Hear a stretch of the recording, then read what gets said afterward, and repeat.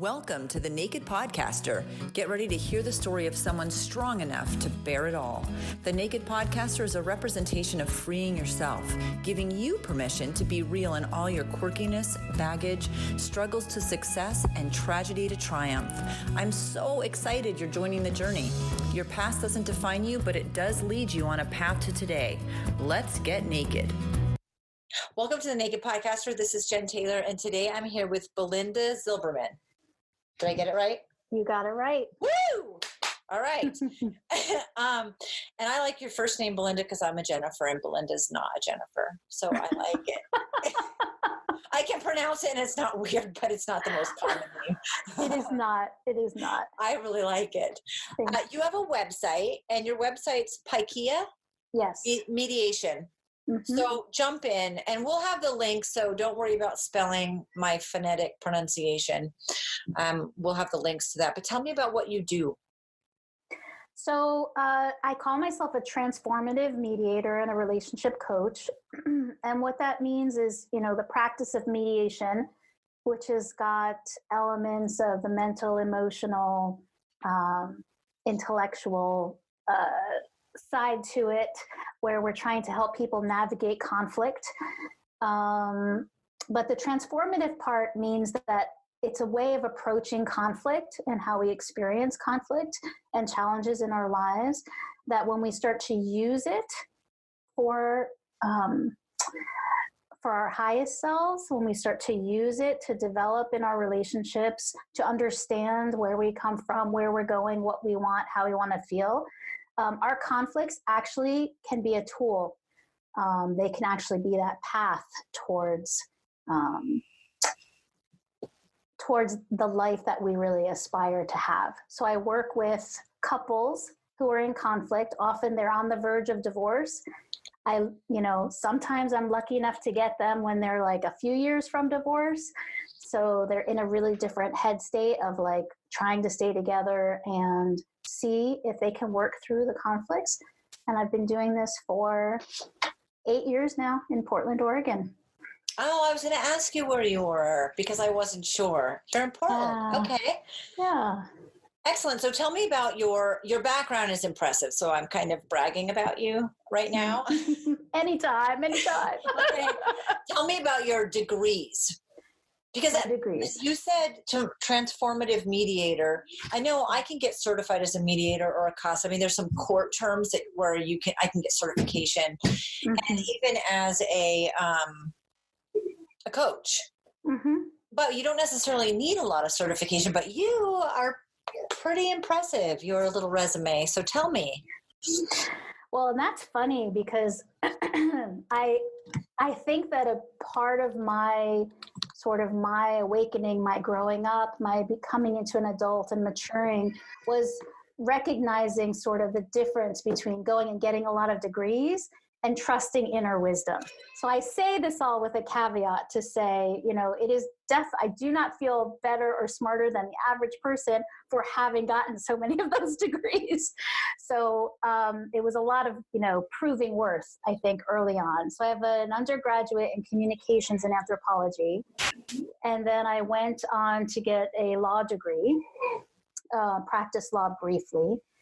I was trained to do large group and small group facilitation and coaching, one-on-one coaching. And then I got a degree in spiritual psychology, a master's, which was actually in my 40s that I got that degree. And what I do now today is really combine all of that experience in my work.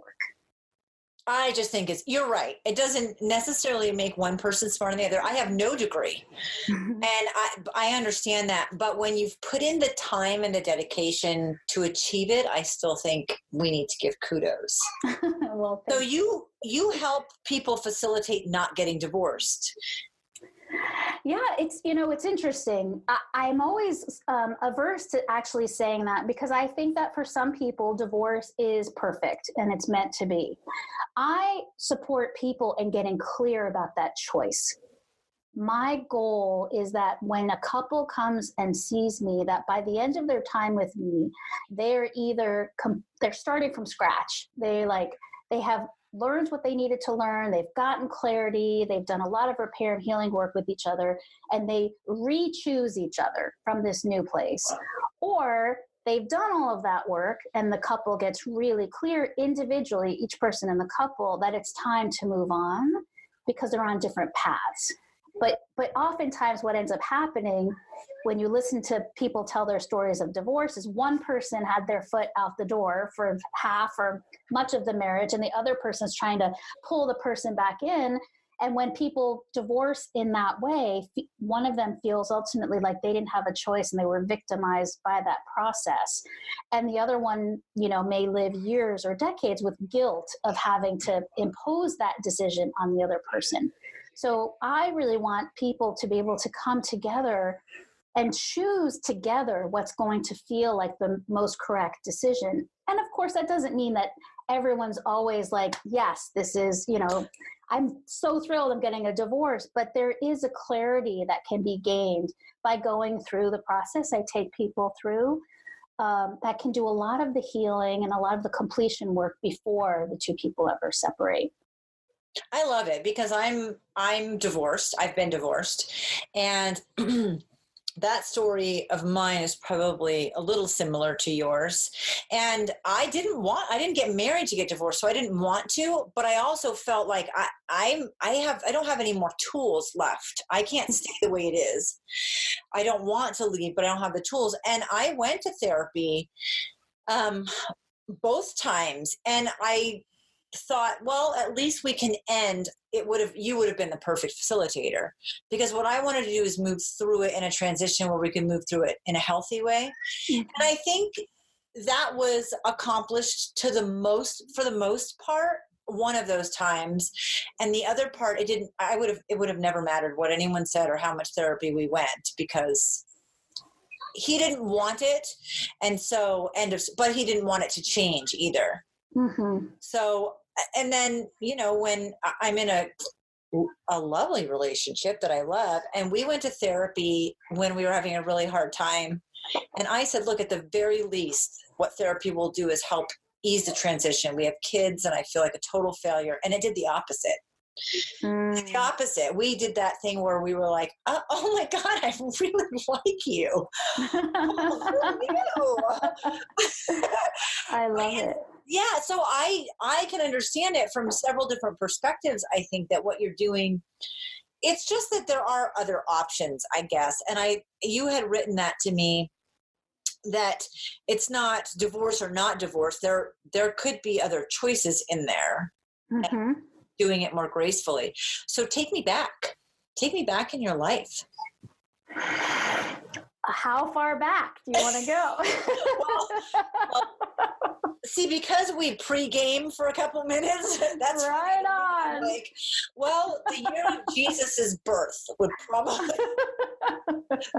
assuming that we believe it was his birth.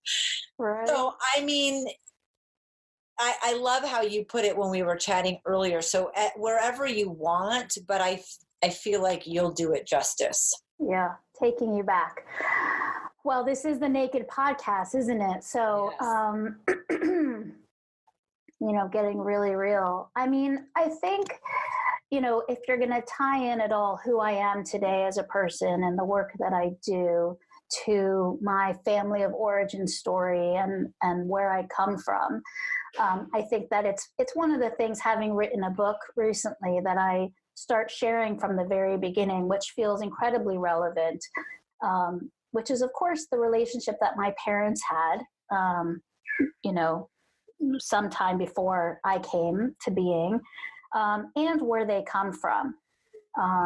So, we talked as we were getting on the call that, this could be an 6-hour conversation or a whole series. But the long and short of it is that my father was a Holocaust survivor.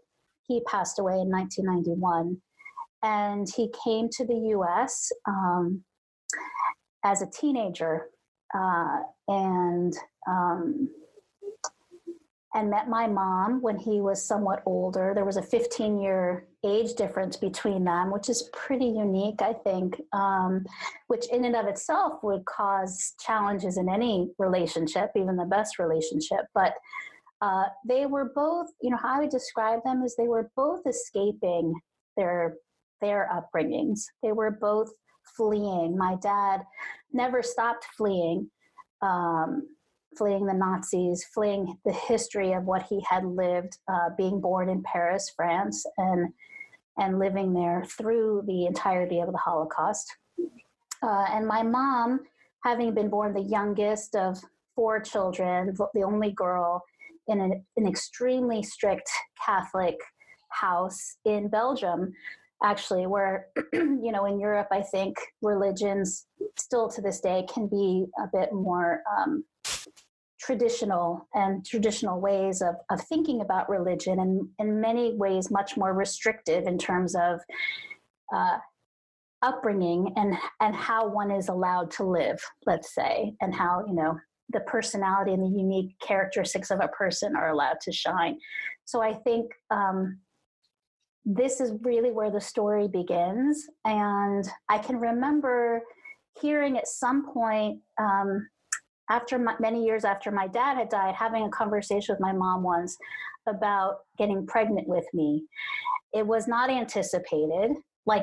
And back in the day, this was 1969 when I was conceived in 68, born in 1969. At that time, if you were married, you were going to have kids. And I think people weren't really taking precautions because it was like, when it comes, it comes. And oftentimes the baby came pretty quickly when, if they were having any sex.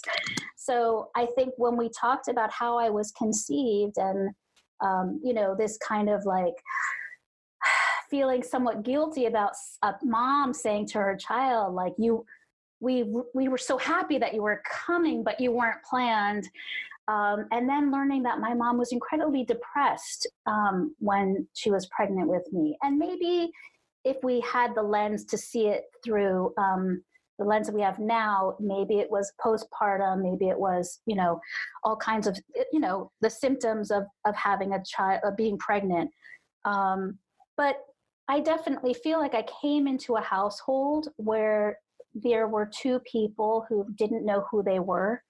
They couldn't articulate what they wanted.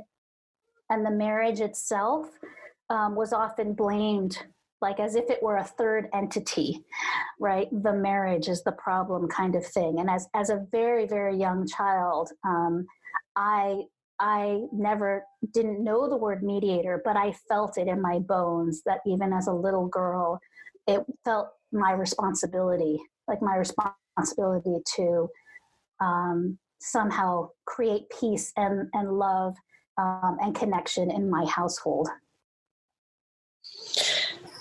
I can't imagine. I can imagine some of the Catholicism just because you and I both grew up in New England, where I was, everyone was Catholic except my family, I think. And it was very strict, not like you're explaining about Belgium. I understand there's a differentiation there, but we definitely had very strict Catholic schools where you went to school. So I get what your mother was going through to some degree. And I can't imagine what your dad was going through. Mm. So you had one younger sister. Yes. What was the age difference? 14 months.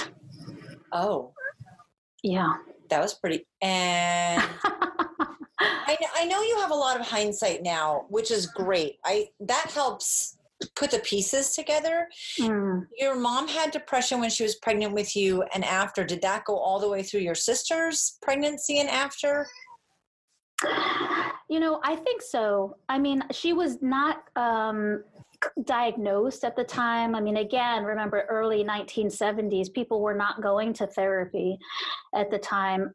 I think she was depressed because I think as soon as she got pregnant with me, and literally I was 3 months old and she was getting pregnant with my sister, I think she realized for herself that her options were suddenly diminishing, and she was already struggling in this relationship, having, the idea of escaping your childhood or escaping your country and then choosing to marry someone for that, to that end, that's not love, right? That's not an exciting future we're envisioning. And I think both of my parents, like many people, sort of had convinced themselves that the answer to their happiness, the answer to their joy, the answer to their future was in marrying each other.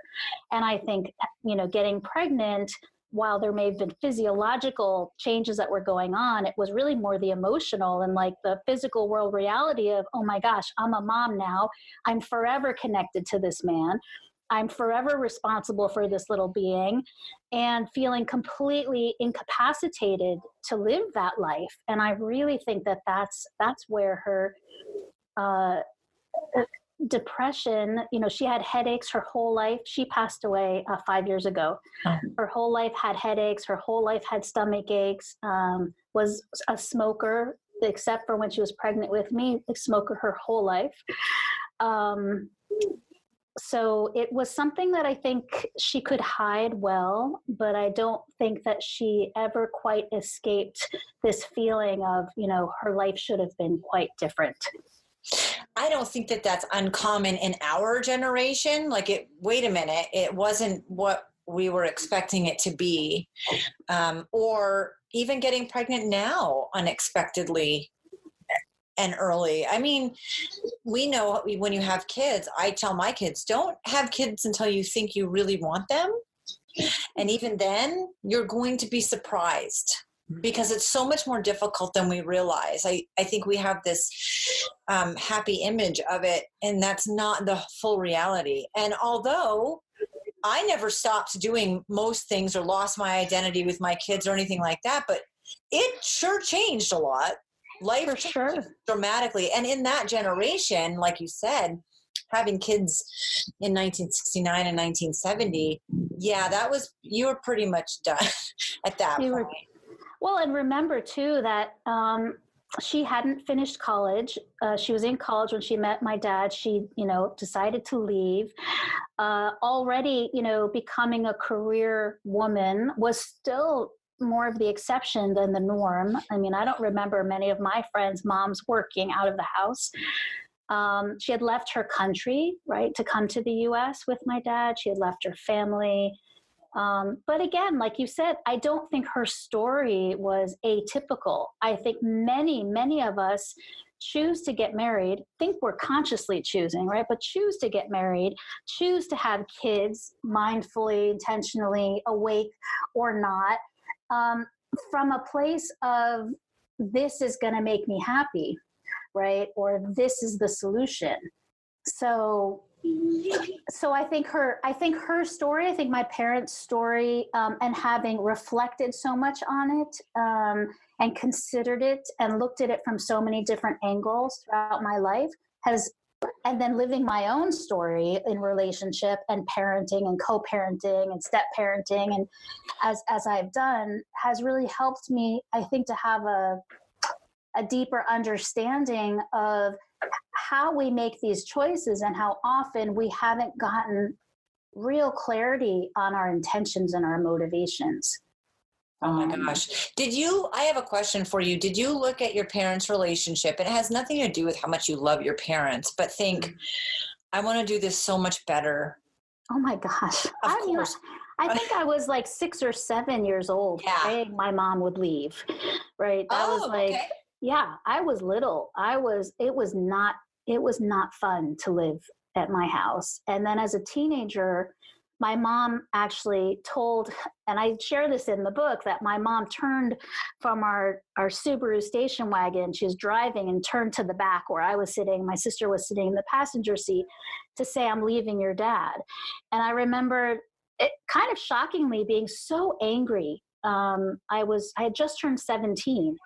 And my first thought was like, what the fuck took you so long? And now? And interestingly enough, my dad already, he didn't know at the time that he had cancer, but I'm quite certain that I already felt it, because I remember in my bones again thinking, I'm going to fucking have to be responsible for my dad, because my mom had carried him, right? He had his own kind of depression his entire life too. And so, I think gosh, I mean, it just speaks to so much of how I would then choose in my adult life. The problem is when you ask, watching my parents and thinking, yes, I'm going to do it better. I'm going to do it different. For sure. I had all those thoughts many, many, many times. But I remember a therapist that I worked with at some point in my 20s who had said to me, if you are parenting or you're choosing in response to your parents, you're not really freely choosing. So one of the things I will ask and invite people to consider is if you're like, I'm going to do it like them, or I'm going to do it not like them, we're still kind of in this dance with judging, for better or for worse, what our parents did, what they didn't do. We're not really quite free. And I think the idea of becoming a healthy, individuated adult in healthy partnership and healthy relationship is to be able to go back and sit and reflect and really understand how your parents made the choices that they made, and then be able to separate yourself and say, okay, let me really consider that, right? And sit with it. So to then be able to make a choice. That's really not like, I'm going to do it like them or not like them, but how do I want to do it? And really feel that difference. Does that make sense? Yes. And I felt that way after my first daughter was born when she was about 7 months old at Christmas time. I remember thinking, I can choose any way I want this to look. It doesn't need to look like it did before. I have total control over this. Mm-hmm. And that was empowering. And I was 21, but then thinking, so how do I want it to look? What do I want? And it's hard when you're young and you're navigating your own baggage, the person that you're with or that you're choosing, and it's a lot. And to figure out how you want it when you don't really have a whole lot of life experience to make those determinations. Unfortunately, I always tell my kids, don't pick a degree when you go to college, pick the classes that you think will be really fun for the first 2 years, and take things that you've never taken before and anything that interests you. And then after 2 years of taking classes that you can apply towards a degree, look at what you really loved and go to the counselor and say, I really loved these. What degree supports these things that I liked, and where will that take me? That's how you find out what you want to do. We do it backwards. I'm so sorry. No, go. Oh, sorry. No, I absolutely love what you're saying. And, the book that I mentioned that I wrote goes through a number of steps. And one of the steps talks about curiosity. And I think that is probably the thing that has hurt us most as adults. Was we're so programmed and conditioned by our families, by our religions, by our schools, our teachers, to think that there is a certain way to live or a certain way to think. No better place are we conditioned than as parents and as spouses, right? Like there definitely is, you start hearing people on the fringes of how they want to reorganize their family, reorganize their relationship. Who was it? A famous actress who lived next door to her husband. Is it Kate Hudson and Kurt Russell? I can't remember her first name, but I remember when they were Goldie Hawn, yeah. Oh, Goldie Hawn and Kurt Russell. They I believe it was them who were living in two houses next to each other, and they've got an amazing 30+ year relationship. But we are so afraid to go against all of these things that we know because we think that they're the right things because, even if our parents told us, it has to be this way, but then we start doing it differently, then we think, well, the different way must be the right way, as opposed to, let me get curious. There's so many different ways people live on the planet. There's so many different things people believe. There's so many practices. I mean, you, of all people, mom of 18, right? You have parented in every possible way. And I'm quite certain if we spent an hour listening to your stories of parenting that your listeners have been hearing probably over the time you've been doing your podcast, you've had to learn all kinds of ways. You couldn't parent 18 kids in the same way. No. You got challenged in different ways by different kids based on who they were, based on their gender, based on their intellect, based on were they introverts, extroverts. I mean, all of these different aspects. So you had to show up in curiosity to successfully do that, whether you realized you were doing that or not. Right. But I have that mindset that there's no box. You don't have to fit into this box. There is no box. But yes, but to be curious. Yeah. And I think we just don't take it. Maybe we don't learn those lessons as early as would be the most beneficial. It takes some time to learn this, to be curious. That's a great way to put it. Yes, be curious. Don't say, I want to be an attorney the rest of my life. Take the classes that you like and then find out that those classes, one of the degrees is that you could be an attorney. And what does that look like? But we do things so backwards, I feel like. Well, but here's why. We're naturally curious when we're born. Like, we are curious beings. The challenge is that curiosity kind of gets sucked out of us because our parents' curiosity got sucked out of them, and so on and so forth. So it's not that we have to learn how to be curious. We have to remember that that's actually who we are. But we were told that we need to have the answers. We need to be right. We need to be in control. We've got it right. Why are parents so afraid of their kids just going to college and taking classes they love? Because it's like, well, how will they make money? And what will they do? And when will college end? And it's like, you start freaking out about this stuff and saying, wait a minute, like, yes, there's a way to get those basic needs met and be curious. Where is that conversation happening? I don't know. And you found out your parents were getting divorced, and you were really close to graduating at that point. Yeah. You had to have been. And because I know you went to college and your mom at some point went to Belgium. So yes, catch us up to what happened. So my parents, they separated in 1986. In 1987, I graduated and headed out to college. And in 91 is when my father passed away. And that same year, just 4 months before he passed away, is when my mom returned to Belgium. She had her mom was actually dying. And unfortunately, she never got to be rejoined with her mom before her passing. So she did make it back there and lived out the rest of her years in Belgium. But those were probably the most challenging, frankly, aside from middle school, which I think most people say are the most challenging. I've got 2 middle schoolers right now. But that period of time, when I think how it affected me, I mean, in so many different ways, right? At 17, I'm just trying to figure out who I am. My parents are separating, and in many ways, they're trying to figure out who they are in the context of a separation.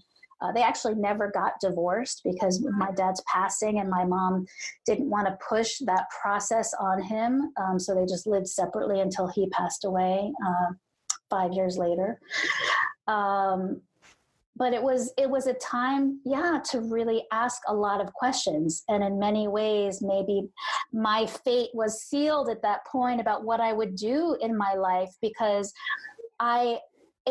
it was their journey of separating, but my experience having been the family mediator, right? Self-proclaimed, of course. My sister would probably be like, you were causing a lot of the conflict, lady.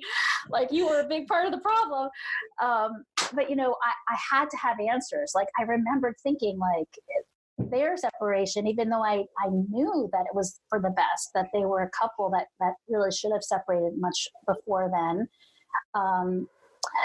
I had to understand how we had all gotten there, right? And what it meant for me, because it was like that day that I heard my mom was leaving my dad. It wasn't just like, oh my gosh, what took you so long? It was also like, so what's the truth of what I've just lived the last 17 years? Were you happy, but kind of not happy? Were you really miserable, but hiding it? It was almost like everything that I knew up until then, I couldn't understand. And really that's what took me through college, through graduate school, through law school, being in this question of, I need to understand, because I don't want to live that same life that they lived, but also because I needed to understand for myself what I had lived. And it just wasn't clear at that point. And I knew that this process of reflection at the time, and asking questions and not being satisfied until I had some answers for myself was going to be part of what I'd be spending a lot of my life doing from then on. Yeah, no kidding. So you finished college, you went to graduate school, you got your law degree, and you're in New York City. I was, yes. And you worked for a law firm. You said you didn't do that for very long. Was that not your cup of tea, I'm guessing? No, when I was in law school, I already knew I wouldn't practice traditional law. I was really interested in international and human rights law. And because my mom was already in Europe and my sister was actually had just relocated also once she finished graduate school, I was thinking about working with the European Union and doing something from an international law perspective there. So the interesting thing is that I was in a school where probably 95% of the people graduating went on to have a very traditional kind of law career. So I was once again sort of feeling like the misfit, and I was just going to have to figure it out myself.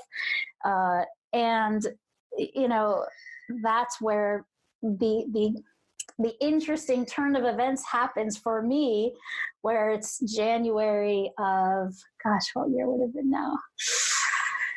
It was just before I was graduating. So January of 1996, where I was visiting my mom, and I remembered saying to her boldly, "I'm ready to meet the one."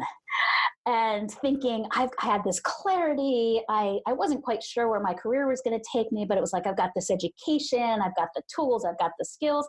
I announced to her, I'm ready to meet the one. And I meet my first husband within like a week or two. And of course, you know, if anyone who reads even just the first couple of chapters of my book, you'll soon find out that, you know, the truth about that was I was terrified about going into the world. I was terrified about how I was going to figure out how to pay for my life. I had had a lot of support from my family up until that point. What I was going to do with my life, where I was supposed to live, like what my purpose on the planet was, and all of this. And so this calling in the one, and we hear that a lot, you know, there's a couple of coaches out there, you know, who've coined that term, calling in the one.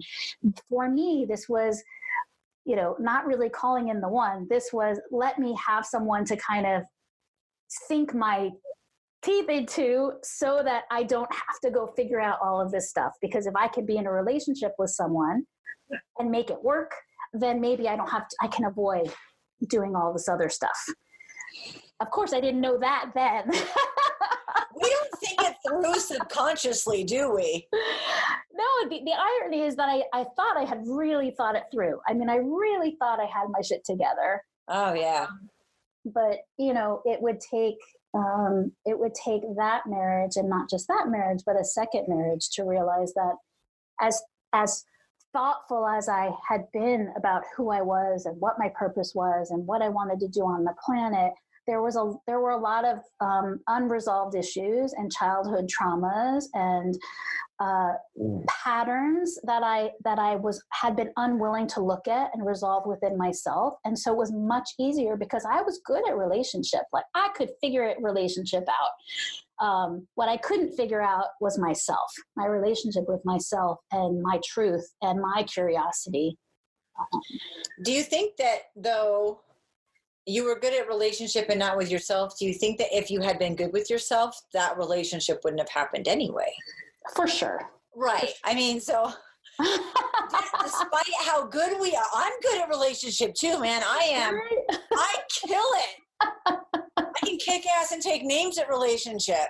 That doesn't mean that it's healthy or it's a good idea or I'm honoring myself and no, I wouldn't have wanted that situation, nor probably that person, had I been more clear with myself. But boy, we think we have it all figured out, don't we?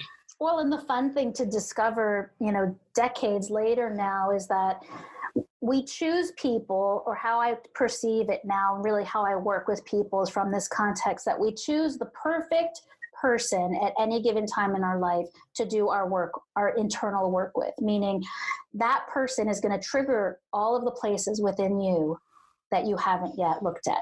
or that Oh you're my not God, resolved thinking completely. about it that way makes me crazy. I'm going to have to, now I'm gonna have to go back and be like, what am I working on there? But it's probably like, I was like, oh, I was working on that. Oh, I was working as you were saying it. Yeah. Yeah. How crazy. And so you got married and divorced and married and divorced, but your second husband, you talk about differently, because I have your information that I'm reading. Plus I like to stalk people as much. It's really sexy. Sounds creepy. It's really sexy. But so, I mean, and you were I think we are working on ourselves. We might not realize it, which is such a shame, because we could get so much further ahead. And I know I could have been so much kinder in the leaving process. And that doesn't mean I was yelling and screaming, and it was just like more gentle in the leaving process if I had realized how much I was working on myself and didn't know. Yeah. Because you're really talking about like you were really working on yourself, but maybe didn't realize it while you were going through all that. Is that a good assertion? Oh, for sure. I mean, okay. I started doing personal development work in my early 20s. I've never stopped, and I just turned 50 this year. So, but it was a very different kind of thing, I think, in my 20s and my 30s than in my 40s. In my 20s and 30s, it was, I'm broken, I'm overweight, or I'm always, struggling with my weight. I'm angry, I'm judgmental, I'm not good enough. it was a lot of self-judgment, and the work, quote unquote, that I was doing on myself was to just feel okay in the world, and just feel okay in my marriages, or just feel okay with friends and family and all of this. In my 40s, it got deeper. Like, even when I asked questions in my 20s and 30s about my purpose on the planet, what I was here to do, how I was here to contribute, in my 40s, that's really when I started feeling into those questions and that inquiry. And it was no longer about, can I just feel okay with myself? It went beyond that conversation. It went to, how have all of the experiences in my life contributed to who I am today? How do I find a way through all of that judgment of myself and others to embrace all of the conflict, all of the change, all of the transition, to love them and me, and still choose to be married to a certain person, but I can still love them. I can appreciate them for who they are. And I can finally, I think in my 40s, could start to understand that when I started to make things less personal, a little less personal, and see with a little more objectivity through this lens of, one of the things I love to say is our most difficult relationships are our greatest teachers. When I started thinking about it that way, it went back to that question in my teens of, why is this happening? I need to understand why, right? If you remember back I think it was in the 60s or 70s, Why Bad Things Happen to Good People was one of these books that was out back then. And I just was fascinated by that author, whose name I can't remember, in that way of thinking of I wanted to understand. So, part of why we live in so much tortured experience and why we suffer so much on the planet is because we want to find some order to things, and we automatically put things in categories: bad relationship, good relationship, bad experience, good experience. And we constantly are putting things in different columns, which makes us a little schizophrenic. Like, if things are going great, we're great. And if they're bad, we're bad, and they're bad, and etc. And I knew that was not going to get myself, at least, to a peaceful place, because I had been judging literally for 40 years, judging other people. Yeah. You're judging yourself even more, right? I mean, I think most of us recognize that we are most judgmental often of ourselves. And I had just lived that enough and thought, you know what? I don't know how much more life I've got on the planet. I'd like to have some different experiences. So can we move off this one a little bit and start trying to have another one? And so that was quite different. I think sometimes I'm like, what am I supposed to learn that I'm not learning? Because if I could just learn this thing, then I could get past this one, like get to the next level of the game, you know? Totally.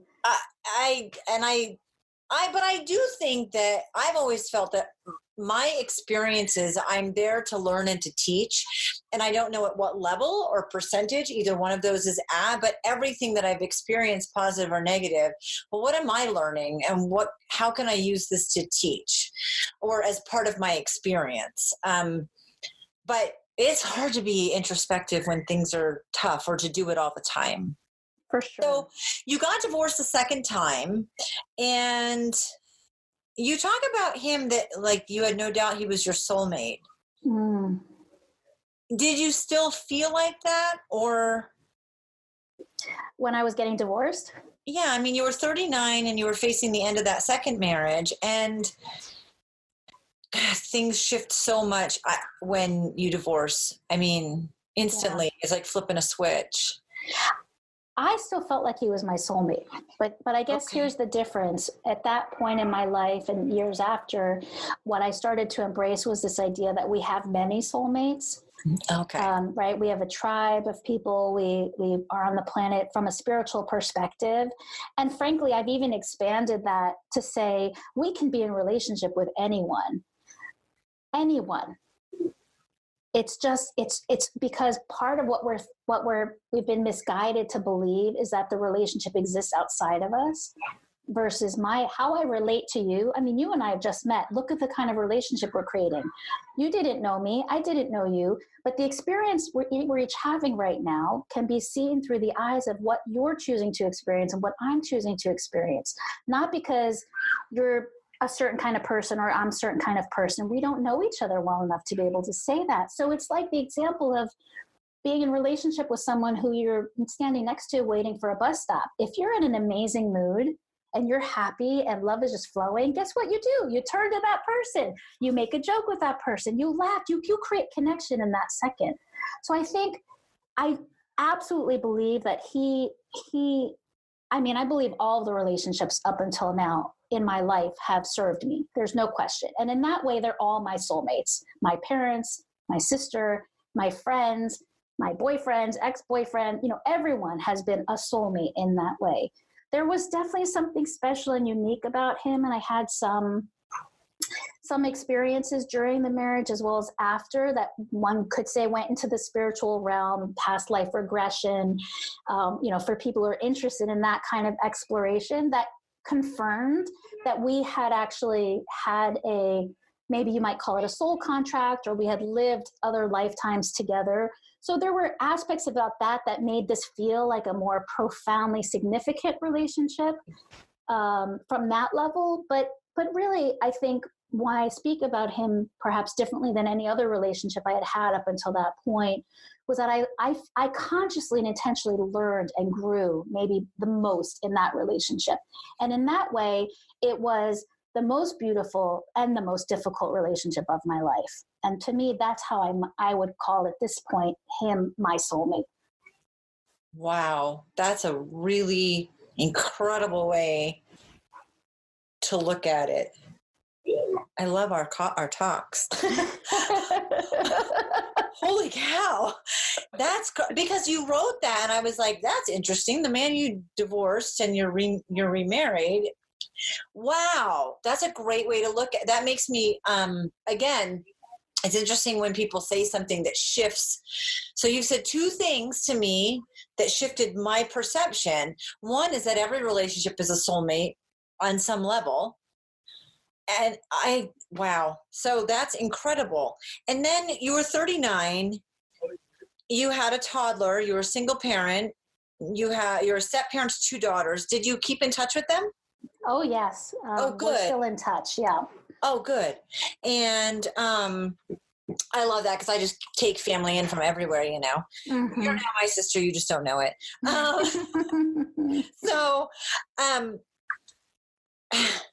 And you were in upstate New York. You went to Belgium for a while. Was that just a brief visit with your mom? Were you there I'm just trying to gauge time, I guess. Oh, well, 39 at this point in our story. Yeah. Well, at 39, actually I had lived in Bosnia with my second husband for 3 years. Oh. He's Bosnian and my first husband is Turkish. So I had actually been living overseas and living in and out of the US throughout my 20s and 30s. So at 39, it was the first time that I moved to Belgium and actually lived there for a period of years. I had only visited and spent, several months at a time there prior to that. This is definitely a couple podcast episodes, but we're trying. I'm like, holy shit, who are you? And she's 007. So, okay. So you're 39, you ended that, you have a toddler, you've kept in touch with your step kids, which I love. And then you moved to Belgium. Yeah. Yeah. Okay. I'm getting it now. And you're alone again. Yes. A lot of us are really afraid to be alone without realizing that we're afraid to be alone. Like, no, I've got my whole shit together all my life. I've got all my degrees and look at this pedigree and the whole thing. But we're really afraid to do it alone or to even just have someone as that sounding board that's got our back, Oh my gosh. I mean, it was ground zero in a way that I had never experienced ground zero. Okay. I think, when we have to define alone too. Like, I think many people are married and they're still alone. Agreed. So that was part of it, was like, I had been alone in that marriage in a lot of ways for some time. So it wasn't so much to be physically alone. It was more the sense of reevaluating what I had lived once again and sort of saying, look, I can point the finger as much as I want to two men now and all the men that had preceded them and say they're the problem. And I had friends and family and all kinds of people who would have called him all kinds of names and confirmed for me that he was the bad guy and that it was his fault that the divorce was happening, etc. But I realized very quickly that was not going to get me anywhere. And that wasn't the kind of way that I wanted to end the relationship. And I knew there would be no healing and there would be no forward movement if I stayed stuck in that conversation, which meant I had to turn the focus on myself and say, look, without too much judgment, my love, Belinda, let's sit down and have a real conversation about what you've been living. And part of that was to understand what I had actually lived in relationship. But part of it was also what I was avoiding by being in relationship. When we talked about earlier, me being really good in relationship, like I was, my first husband actually had twin 3-year-olds, twin 3-year-old sisters when we first got together. And this is for another podcast, as you say, but they basically came to live with us. So actually in my mid-20s, it was like being a co-parent with his dad, his stepmom, and these twin 3-year-olds. So I was very good in my, as soon as I got out of law school, at creating distractions and other ways to take care of lots of other people and be involved in lots of other things outside of myself, and never really answer those questions again of who am I? What do I want? How do I want to live? How do I want to feel? What's my purpose on the planet? It was like, no, I can just fit myself here and fit myself there, and I'll take care of this and I'll take care of that. And I had been doing that for, 15 years at that point, and it was time to stop. So you moved to Belgium for 3 years, and I love you're like I love some of the stuff that you do. It's so great because we've all kind of been here, right? You spent 3 years look like this: voraciously reading, ugly and cathartic crying, my favorite, hours lying on the couch staring into space, acquiring a job working for multinational company. Your Belgian doctor diagnosed you with burnout, group therapy, individual therapy, family dinners, family fights, binge watching the American TV you could find on the internet, like Desperate Housewives and Sex in the City. I mean, like, 3 years ever. Worst 3 years ever. Like, oh my God. I'm like, so it sounds like most people's lives. Okay. Perfect. You finally came home. Welcome to the party. But I mean, the 2 dates via the internet, I've never done that. I'm always excited. I'm like, really? How was that? How did that? Obviously it didn't work for you, but how did that work for you? An awkward attempt at a new relationship that lasted 2 weeks. Nailed it. Like, like touchdown, you've arrived. There you go. So it was 3 really, really awful years that a lot of us can very specifically relate to, except we got the TV more easily than you did. There you go. The 3 years that, it was sort of like, this is probably too much of an extreme thing to say, but it was almost like I put myself in jail. Like I put myself in what felt like jail. I had limited work opportunities because I was educated in the US. And even though I was a Belgian citizen, I remembered saying, I want to practice mediation in Belgium. They're like, oh, you're going to have to go back to school for 5 years to do that. And thinking, oh, okay. And eventually that is why the main reason why I decided to come back to the US was I couldn't practice my craft there in Belgium. But I did want to go back and just say one really quick thing about the 2-week failed relationship. It was, I don't really go into that anywhere in my story, but it's kind of fun because it was a pivotal moment for me. It was, I was actually met the guy on the day that my divorce was finalized. It was 1 year after I'd physically separated from my husband. And I thought, I was going out with some friends. I hadn't really been looking, but I felt like, oh, I'm ready, 1 year out. The divorce, literally got the call that the lawyer, the papers had been filed. And the process of getting divorced was a little complicated because I was living in Belgium. My ex-husband was living in Bosnia. We were getting divorced in the US. So it was a bit like kind of crazy. But I go out and I meet this guy and I think, oh, he was, he worked for USAID. He was one of these guys who goes into war-torn countries and saves little kids. And I thought, oh, it's everything, he's totally speaking my language.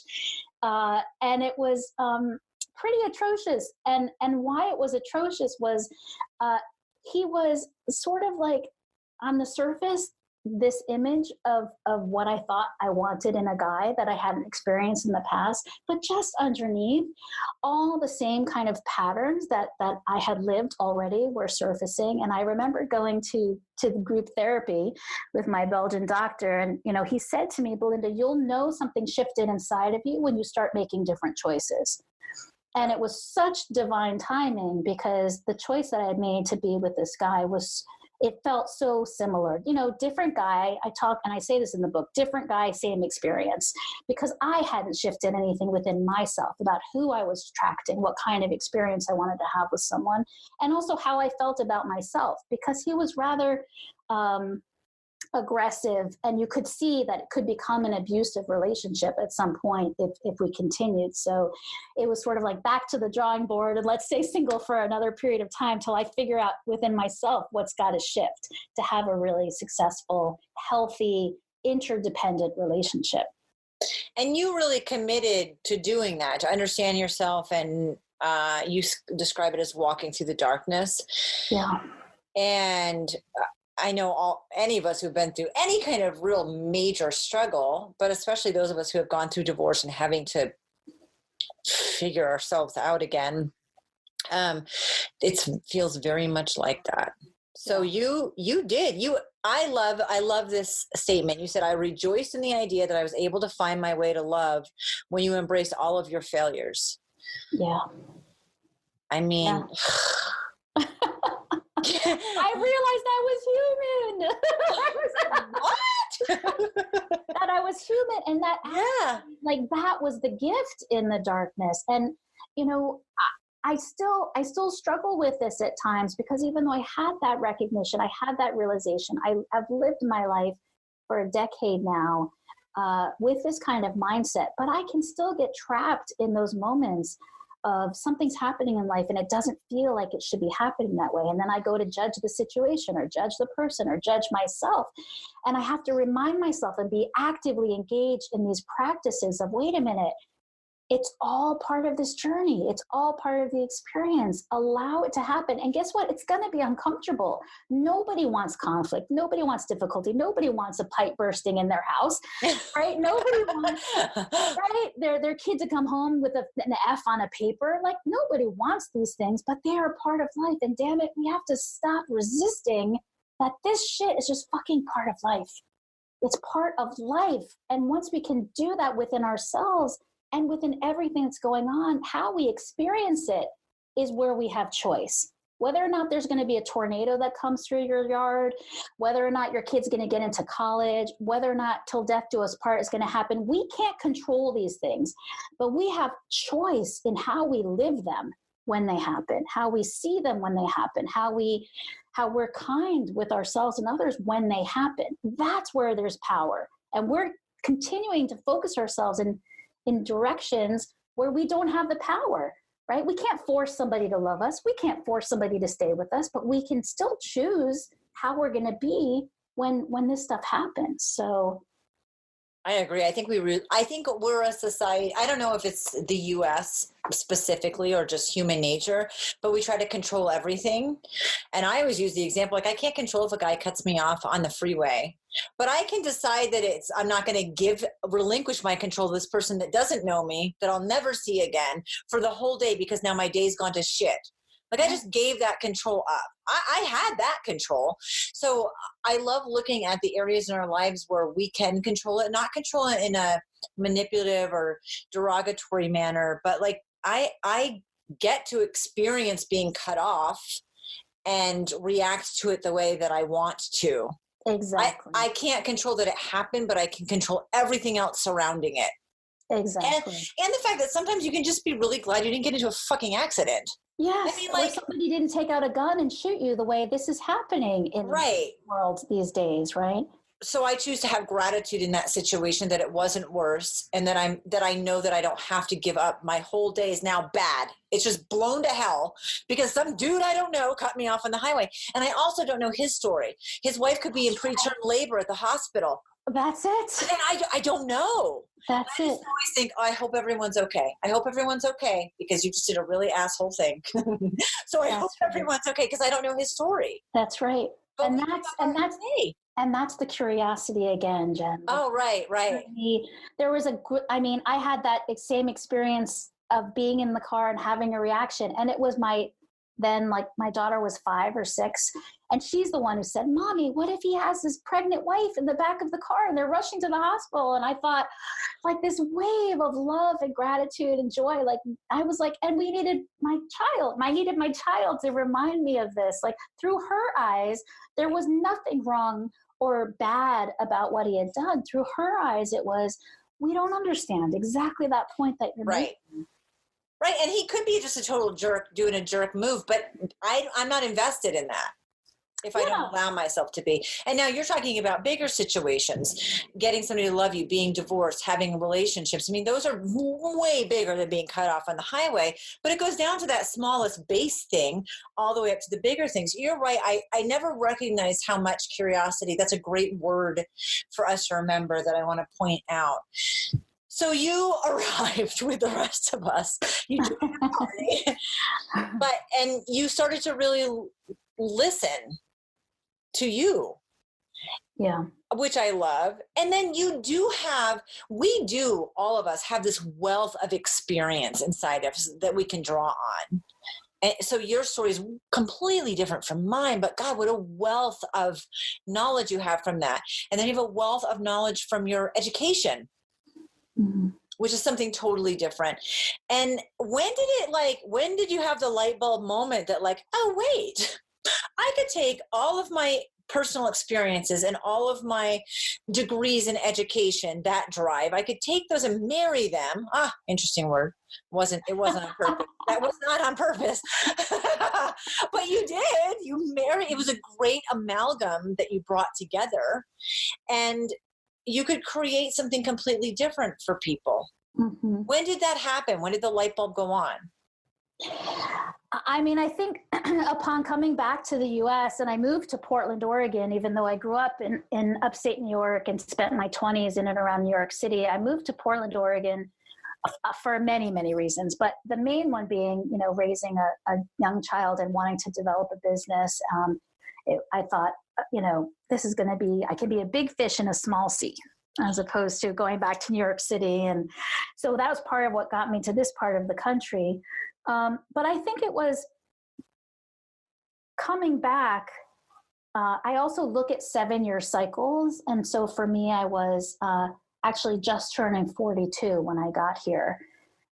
So it was the end of another 7-year cycle. So it felt like at these 7-year cycles, I mean, you can look at it through astrology, you can look at it through human development. There are always markings of change and transition. If we really look carefully at 7, 14, 21, 20. I'm 49 this year. So there you go. What? And this is a big one. 49 is a big one. And 7 by 7.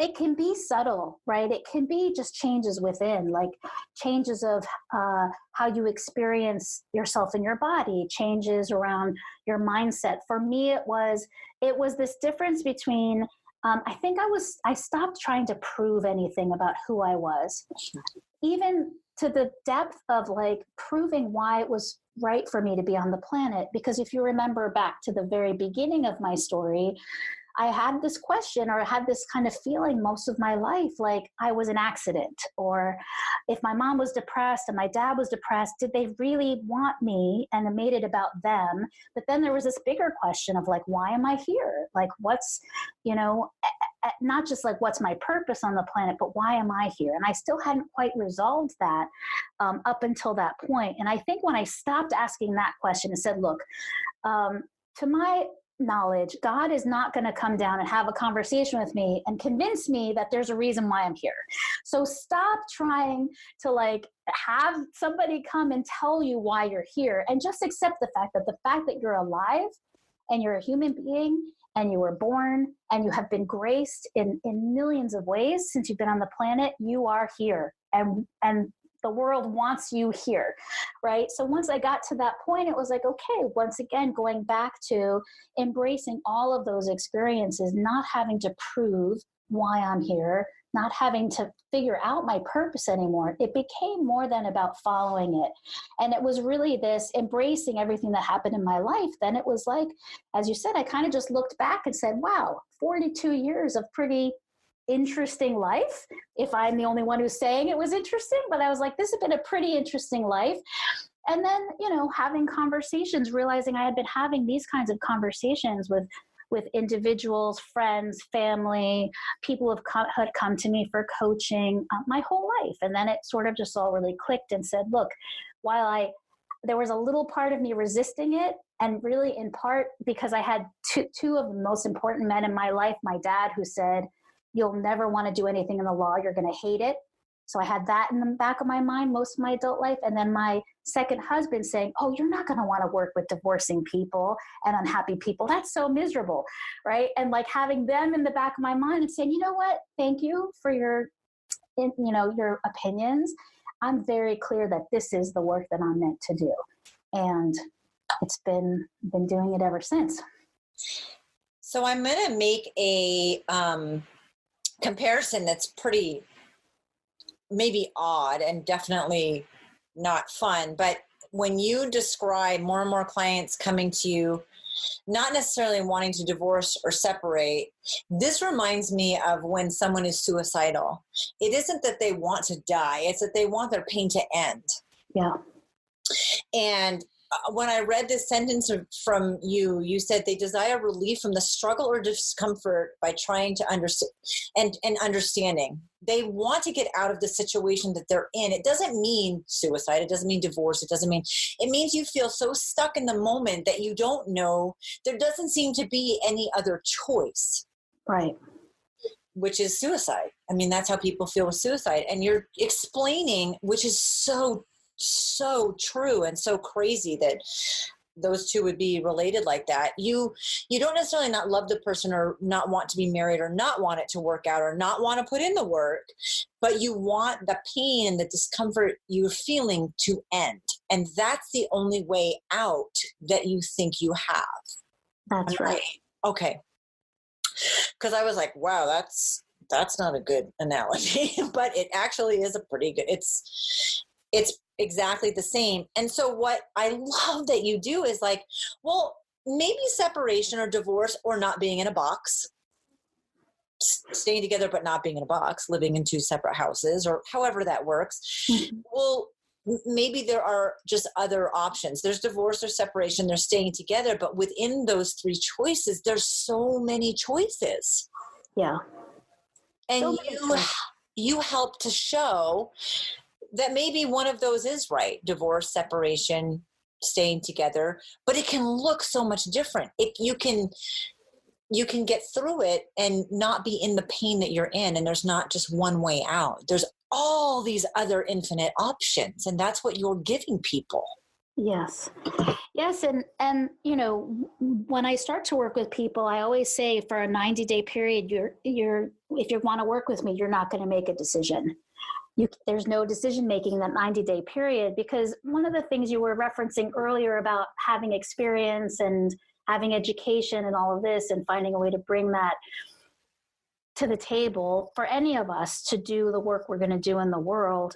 There's a quote that I love. Toomer is the last name of the woman. She says, you know, we don't learn from our experiences. We learn from untying the ropes. We learn from reflection. I have a couple of quotes in the book that talk about it's not the actual experience, it's reflecting on the experience. And many of us just sort of look at, this was bad, this happened, he hit me, she cheated on me. They kind of just do that. And then they decide that's why I'm going to leave, right? As opposed to, wait a minute, like reflection means thinking about it, means digging underneath, means getting curious. Esther Perel right now is one of the most outspoken advocates that couples can come back from infidelity because people don't naturally want to hurt each other. What they want is significance and belonging. People want connection. We're just often misguided using strategies that think are going to get us that aren't. And then we make these choices that on the surface look like you're a bad person, you're not an ethical person. If you really loved me, you wouldn't behave this way, when in fact what she's revealing is that's not the case at all. That's two completely separate things. You can really love someone and do some pretty stupid, shitty things that will hurt them. But we have to we've got to start taking some time. We've got to start taking a pause. And that's the 90-day, initial part of working with me, is this pause to really get underneath and understand and be willing to listen to each other to understand where did these patterns begin? Because they didn't begin in the marriage. If there's something that people are struggling with in a marriage, there were patterns that were grooved well before the couple got together. It's just in that first year or so, we're in such a freaking hormonal bliss that we think the people changed. They didn't change. We just had a lot of physiology on our side so that we couple from a biological perspective. That's what science tells us. Like, I like you. I like the way you look. I like the way you smell, right? Smell has a lot to do with why we couple.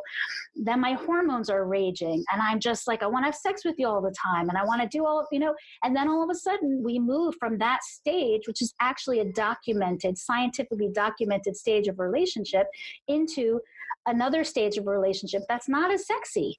It's more, who are you and who am I and what do we want and how are we going to plan and how are we going to, be good with each other when we're struggling and fighting and feeling scared and all this kind of stuff. And most couples don't do that stage very well because they're still hanging on to that first year, that feelings of bliss when everything was so easy, thinking that's the way relationships are supposed to be. Well, that is fun. It is super fun. Here's what I want to tell you. Like, and I know we this has been a long call. We can experience that again and again in our relationship. I know. That's right. That's the beyond, because we may not have those initial hormones and that our physiology helping us out, but how, again, we think about the relationship, how we show up in the relationship, how we are curious, how we deepen in our listening, how we deepen in our intimacy can actually create that kind of falling in love over and over again. And I think the successful relationships out there understand this. And it's not a secret, but I don't think enough people know about it. And that's why we think, let me get divorced, let me get out of this, and let me go find a brand new shiny penny that's going to make me feel that way again. Exactly. And it's not that, I always call it when the bills are due. Like everything's great in the relationship until the bills are due. You know? Right. There's a point in your relationship where the bills start to get due and everything falls to hell at that point, because it's not about that early thing. But you can keep having it over and over again and falling in love over and over again, and have conflict in the relationship sometimes also. Yes. And you will have conflict in the relationship. Like that is part of what is an inevitable part of relationship, that if we start looking at it as we welcome it as much as we welcome the joy and the falling in love again, that will transform our relationships. Thank you for taking the time to get naked with us.